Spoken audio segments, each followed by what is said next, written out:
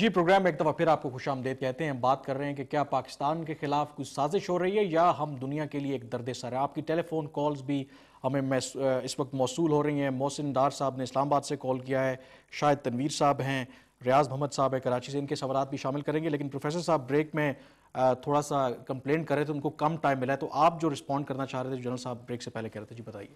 جی دیکھیے, سازشیں ہر جگہ ہوتی ہیں, ہر ملک میں ہوتی ہیں, ہر ملک کے خلاف بھی ہوتی ہیں, لیکن وہ سازشیں کامیاب ہوتی ہیں جہاں پہلے سے اپنی کوئی طاقت نہ ہو.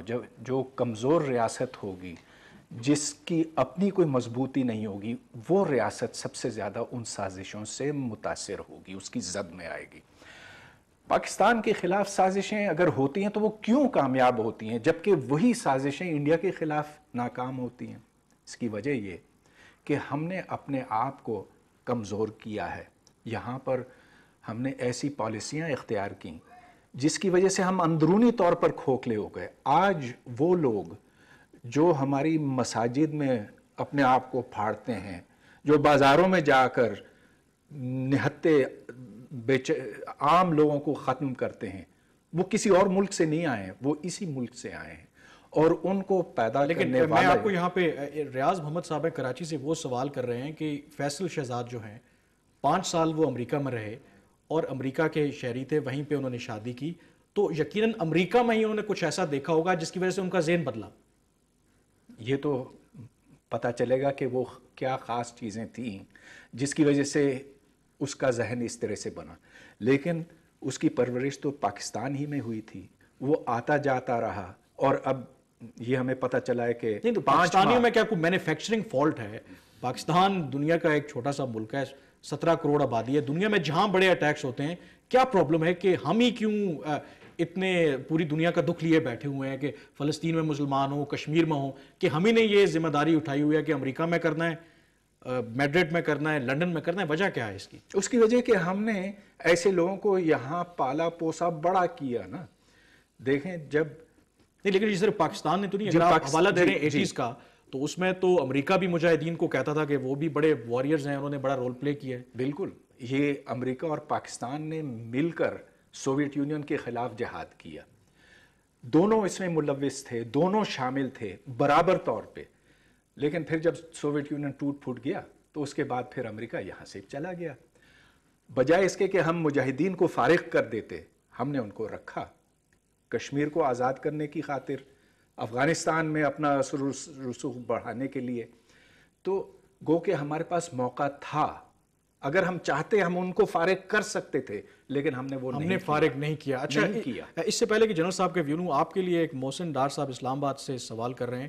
آپ کے لیے سوال کیا ہے کہ ہمیں امریکہ کی غلامی چھوڑ دینی چاہیے اور وار آن ٹیرر پہ جو پیسہ لگا رہے ہیں یہ لوگوں کی ویلفیئر پہ لگائیں تو حالات ٹھیک ہو جائیں گے. کیا بالکل, ہمیں کسی کی غلامی نہیں کرنی چاہیے, لیکن ہم نے ان کی غلامی تسلیم کر لی 79 میں, جب ہم نے ان کے ساتھ مل کر یہ ساری سازشیں کی.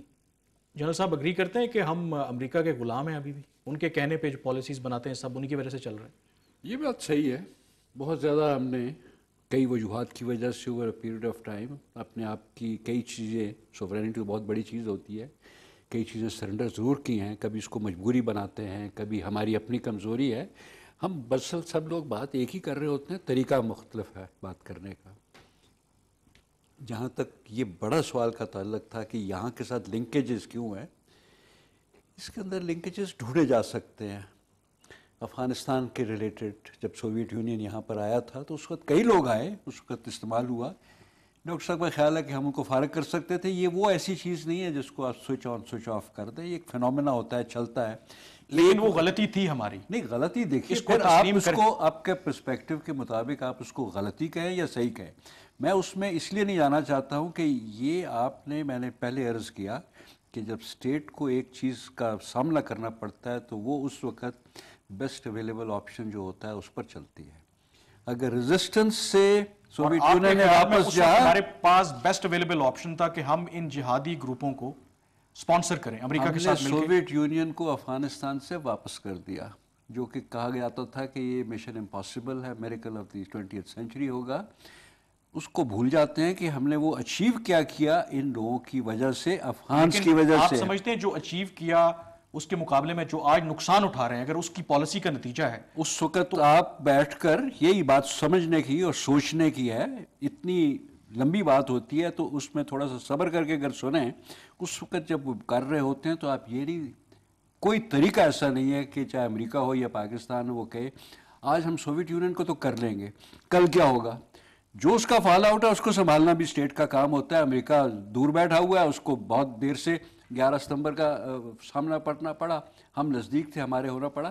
یہ ایک نیچرل لاجیکل ڈیولپمنٹ ہے کامران چیزوں کی، جہاں پر بھی ہوگا، جہاں لوگ ریزسٹ کریں گے اس کا ایک پازیٹیو ایفیکٹ ہے، نیگیٹو ہے، اس کی امپلیکیشن ہے، یہ ہر ایک چیز ایک پیکج ہے۔ لیکن اس میں جو فال آؤٹ تھا اس پالیسی کا، اس کو ہینڈل کرنے میں ناکام رہے ہیں۔ اعلیٰ کاسٹ نہیں چلتی ہے کہ جی آپ نے صرف اتنا کر سکتے ہیں، اتنا نہیں کر سکتے ہیں، اور وہ لوگ آپ نے ڈاکٹر صاحب جواب دینا چاہتے ہیں، لیکن ڈاکٹر صاحب آپ ناراض نہ ہوئے گا، ایک بریک پہ جانا ہے، بریک کے بعد آپ کے پاس میں واپس آؤں گا، بریک لیتے ہیں۔